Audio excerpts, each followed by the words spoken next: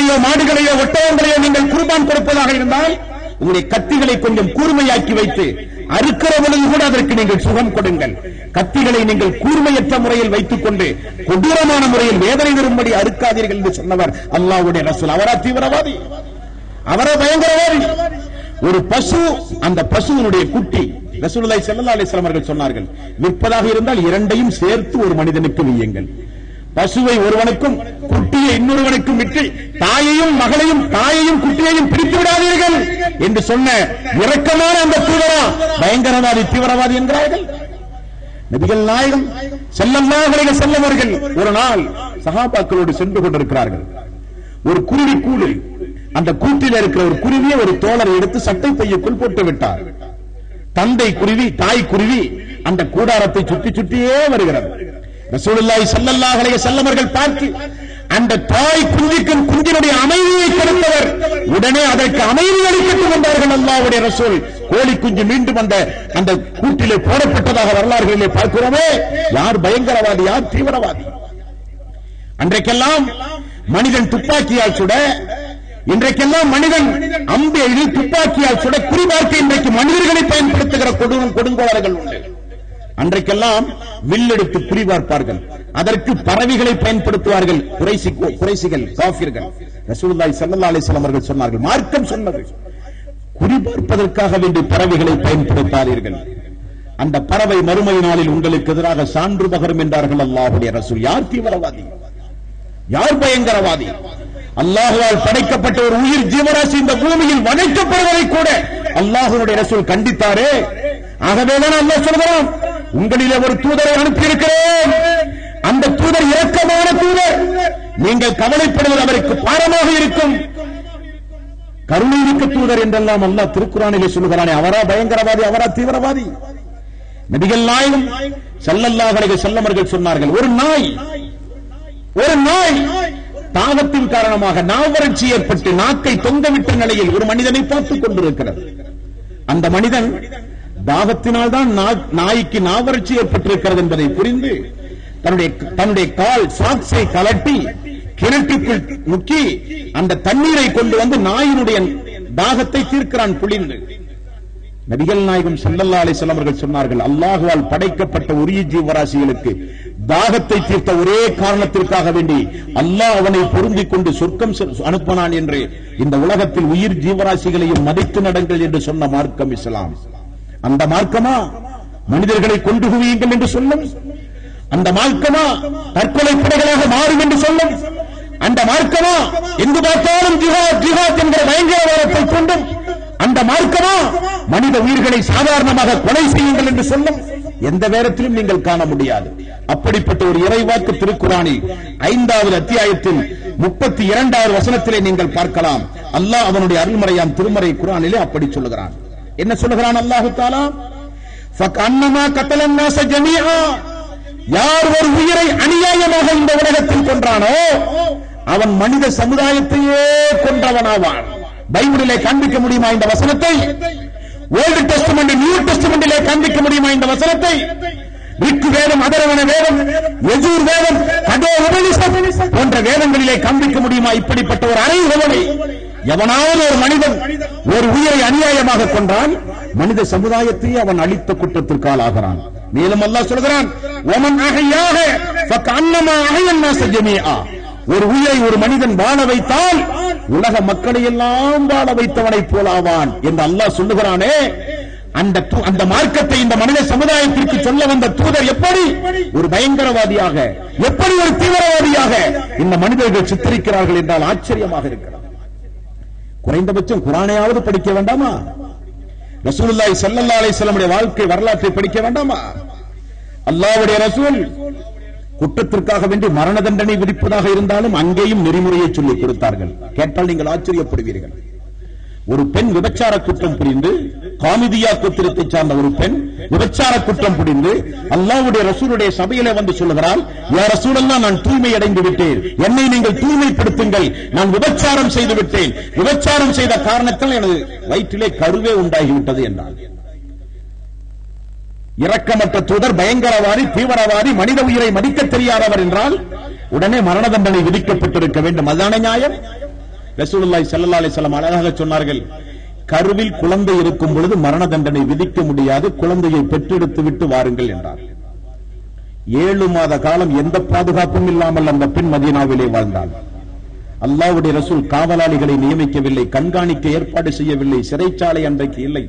மதீனாவிலே விட்டார்கள் அல்லாஹ்வுடைய ரசூல். குழந்தை பெற்ற பிறகுதான் தண்டனை என்றார்கள். 7 மாத காலம் மதீனாவிலே வாழ்ந்து குழந்தையை ஈண்டெடுத்து கையில் பச்சிளம் குழந்தையோடு வந்தார்கள் அல்லாஹ்வுடைய ரசூலிடத்தில். மீண்டும் ரசூலுல்லாஹி ஸல்லல்லாஹு அலைஹி வஸல்லம் அவர்கள் சொன்னார்கள், குழந்தையை ஈண்டெடுத்து அந்த பச்சை உடம்பு காரிக்கு மரண தண்டனை கிடையாது. 2 வருட காலம் குழந்தைக்கு நீங்கள் பாலூட்ட வேண்டும், அது உங்களுடைய கடமை, அந்த குழந்தைக்கு செய்ய வேண்டிய கடமை. 2 ஆண்டு காலம் பாலூட்டிய பிறகுதான் நீங்கள் வர வேண்டும், அப்பொழுதுதான் மரண தண்டனை கொடுக்க முடியும் என்றார்கள். மீண்டும் 2 வருட காலம் அந்த பெண் மதீனாவினுடைய வாழ்க்கையிலே வீட்டிலே தங்கி 2 ஆண்டு காலம் பொறுத்து கையில் ரொட்டி துண்டையும் பேரித்தம்படியையும் அந்த குழந்தையினுடைய கையிலே கொடுத்து அல்லாஹ்வுடைய ரசூலிடத்திலே தூக்கி வந்து, யா ரசூலல்லாஹ், நான் தான் அந்த காமிதியா குலத்தை சார்ந்த பெண், எனது குழந்தையை பாருங்கள், பால்குடி நிப்பாட்டப்பட்டு விட்டது, சுயமாக உணவு உண்ணுகிற அளவுக்கு எனது குழந்தை கைதேர்ந்து விட்டது, என்னை பரிசுத்தப்படுத்துங்கள் என்று சொன்னபொழுதுதான் அவருக்கு மரண தண்டனை விதிக்கப்பட்டது என்று பார்க்கிறோம். யார் பயங்கரவாதி, யார் தீவிரவாதி தெரியுமா உங்களுக்கு? பல மணி நேரம் பேசுவேன் மனித நேயத்தை குறித்து, பயங்கரவாதம் தீவிரவாதம் குறித்து நாள் கணக்கில் பேசலாமே. மனித உயிர்களை மட்டுமல்ல, மனித உள்ளங்களை மதித்து நடக்க வேண்டும் என்று சொன்ன மார்க்கம் இஸ்லாம். ஆகவே ரசூலுல்லாஹி ஸல்லல்லாஹு அலைஹி வஸல்லம் மாண்புகளை குறித்து, சிறப்பை குறித்து நாம் அறிந்து கொள்வது மட்டுமல்ல, நம்மை சுற்றி இருக்கிற பாமர மக்களுக்கு எடுத்துச் சொல்ல வேண்டும். எங்களுடைய அல்லாஹ்வுடைய ரசூல் யார் தெரியுமா? திறந்த புத்தகமாக உலகத்திலே வாழ்ந்த மனிதர். திருக்குர்ஆன் தான் அவருடைய வாழ்வு. யார் வேண்டுமானாலும் அல்லாஹ்வுடைய ரசூலுடைய வாழ்வை படிக்கலாம். காரணம், முஸ்லிம்களுக்குரிய நபி அல்ல. நீங்கள் யாரை கேவலப்படுத்துகிறீர்கள்? உங்களுடைய நபியை நீங்கள் கேவலப்படுத்துகிறீர்கள். உங்களுக்காக வேண்டி இறைவன் அனுப்பிய நபியை கேவலப்படுத்துகிறீர்கள். நீங்கள் கேவலப்படுத்துவதால் அவருடைய மதிப்பொன்றும் குறைந்து போவதும் இல்லை. காரணம், அவருடைய மதிப்பையும் அந்தஸ்தையும் இறைவனையே உயர்த்தி காட்டுவதாக சொல்லுகிறான். ஆகவே அன்பார்ந்த சகோதரர்களே, தாய்மார்களே, பெரியோர்களே, நாமெல்லாம் அல்லாஹ்வுடைய ரசூலை 2 கண் கொண்டு பார்க்காத மக்கள். அல்லாஹ் சொன்னான் என்பதற்காக வேண்டி விசுவாசித்து அவருக்கு கட்டுப்பட்டு நடக்கிற மக்கள். நமக்கு அல்லாஹ்வுடைய ரசூலுக்கு நிறைய நன்றி கடன் செலுத்த வேண்டி உள்ளது. பெயர் சொன்னால் அல்லாஹ்வுடைய ரசூலின் மீது ஸலவாத் சொல்ல வேண்டும். பாங்குக்கு பிறகு அவருக்காக வேண்டி அல்லாஹ்விடத்தில் ஒரு பிரார்த்தனை செய்ய வேண்டும். அல்லாஹ்வுடைய ரசூலை அறிமுகம் இல்லாத மக்களுக்கெல்லாம் அறிமுகம் செய்ய வேண்டும். அல்லாஹ்வுடைய ரசூலை யாரெல்லாம் இப்படி ஆண்டுக்கு ஒரு முறை, 6 மாதத்திற்கு ஒரு முறை வீண் வேலை பார்த்து அல்லாஹ்வுடைய ரசூலை விமர்சனம் செய்கிறார்களோ, அப்பொழுதெல்லாம் களம் இறங்கி எங்களுடைய ரசூல் அப்படிப்பட்டவர்கள் அல்ல என்று மாட்டு மதத்தவர்களுக்கெல்லாம், பட்டி தொட்டி கிராமங்களுக்கெல்லாம் சென்று துண்டு பிரசுரத்தின் மூலமாக, தனிநபர் பிரச்சாரத்தின் மூலமாக, பொதுக்கூட்டங்களின் மூலமாக, தேவை ஏற்பட்டால் மாநாடுகள் நடத்தி அல்லாஹ்வுடைய ரசூலுடைய மேன்மையை இந்த உலகத்திற்கு எடுத்துச் சொல்வோம். முஸ்லீமாக வாழ்வோம், முஸ்லீமாக மரணிப்போம். மறுமை நாளில் அல்லாஹ்வுடைய ரசூலோடு ஒன்றாக சொர்க்கத்தில் இருக்கிற ஒரு பாக்கியத்தை நம் அனைவர்களுக்கும் அல்லாஹ் தந்து அருள் புரிவானாக. வஆகிரு தவானா அனில் ஹம்துலில்லாஹி ரப்பில் ஆலமீன். அஸ்ஸலாமு அலைக்கும் வரஹ்மத்துல்லாஹி வபரகாத்துஹு.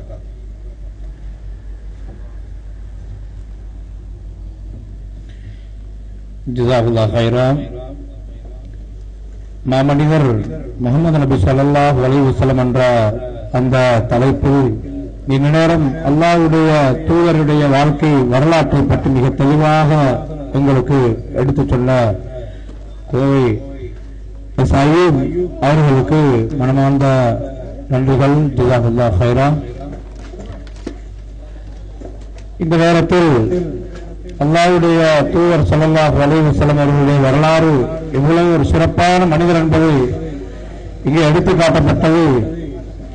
இந்த நிகழ்வின் காணிக்கையாக எந்த ஒரு காரியத்தை செய்வதாக இருந்தாலும், இபாதத்துகளாக, எங்களுடைய அக்கீதாவாக எதுவாக இருந்தாலும், அல்லாஹ்வுடைய தூதர் ஸல்லல்லாஹு அலைஹி வஸல்லம் அவர்கள் எதை மார்க்கமாக காட்டித் தந்தார்களோ அதைத்தான் வாழ்க்கையிலே எடுத்து நடக்க வேண்டும்.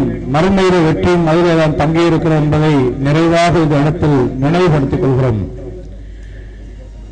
ஏனென்று அல்லாஹ்வுடைய தூதர் ஸல்லல்லாஹு அலைஹி வஸல்லம் வாழ்க்கை வரலாற்றை பற்றி நீங்கள் படிப்பதாக இருந்தால், அர்-ரஹீக்குல் மக்தூம் என்ற அழகான ஒரு கிரந்தம் இருக்கிறது. அந்த கிரந்தம் தமிழில் மொழிபெயர்க்கப்பட்டிருக்கிறது, ஆங்கிலத்தில் மொழிபெயர்க்கப்பட்டிருக்கிறது. இந்த அர்-ரஹீக்குல் மக்தூம் என்ற கிரந்தத்தை எடுத்து நீங்கள் எல்லோரும் வாசித்து பாருங்கள். ஏனென்றால் அல்லாஹ்வுடைய தூதர் ஸல்லல்லாஹு அலைஹி வஸல்லம் அவருடைய வாழ்க்கை வரலாற்றில் களங்கத்துக்கு ஏற்படுத்தப்படுகின்ற நேரத்தில் நாங்கள் நபிகளாருடைய வரலாற்றை தெளிவாக படித்தவர்களாக இருக்க வேண்டும். ஆகவே இந்த கிதாபை அர்-ரஹீகுல் மக்தூம் என்ற கிரந்தத்தை பல இடங்களிலும் வாங்கிக் கொள்ளலாம். வீடுகளில் வாங்கி வைத்து உங்கள் பிள்ளைகளுக்கும் படிக்க தூண்டுங்கள், நீங்கள் படியுங்கள். இறுதியாக இந்த நிகழ்ச்சியை இவ்வளவு சிறப்பாக நடாத்துவதற்கு உதவிய அல்லாஹ்வுக்கு எல்லா புகழும் என்று அல்லாஹ்வுக்கு நன்றி செலுத்திக் கொண்டு இந்த இடத்தில் இந்த நிகழ்ச்சியை ஏற்பாடு செய்த தாருல் ஹுதா மஸ்ஜித் சகோதரர்கள் எல்லோருக்கும் ஜஸாகுல்லாஹ் ஹைரா. இதேபோன்று இந்த இடத்தை எங்களுக்கு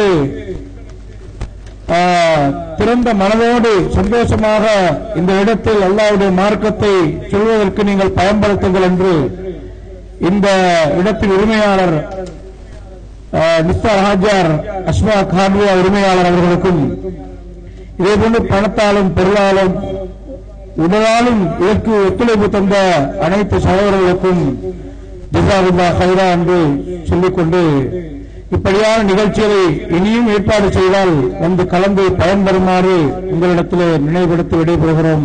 ஆகிரு தாவானா அல்ஹம்துலில்லாஹி ரப்பில் ஆலமீன். இறுதியாக சகோதரர்கள் இந்த இடத்தில் உள்ள வேலைகளை எல்லாத்தையும் செய்து முடித்துவிட்டு செல்லுமாறு எங்களை சார்ந்த பள்ளி சகோதரர்களுக்கு நான் கேட்டுக்கொள்கிறேன். சுப்ஹானல்லாஹி வ பிஹம்திக அஷ்ஹது அல்லா இலாஹா இல்லா அன்த அஸ்தக்ஃபிருக வ அத்தூபு இலைக்.